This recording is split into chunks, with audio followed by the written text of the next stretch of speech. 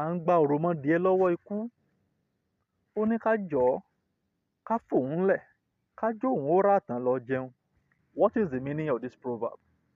Do you know that hawk usually looks chicken to eat?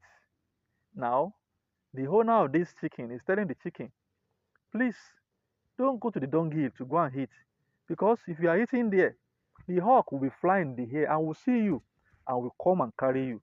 But the chicken is saying, no, leave me, oh. Let me go to the dunghill to go and eat. Leave me, leave me.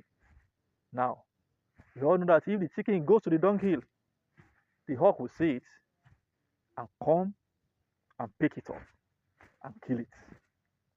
Sometimes, those who are warning you, who are giving you a warning, why can't you just get closer to them and ask them, what is the reason why you are telling me not to do this or not to do that? Don't begin to argue with them. Don't begin to fight them, because their persistent warning may be because they love you. Don't hate them. Oh. Draw closer and ask them, please, what can I do differently?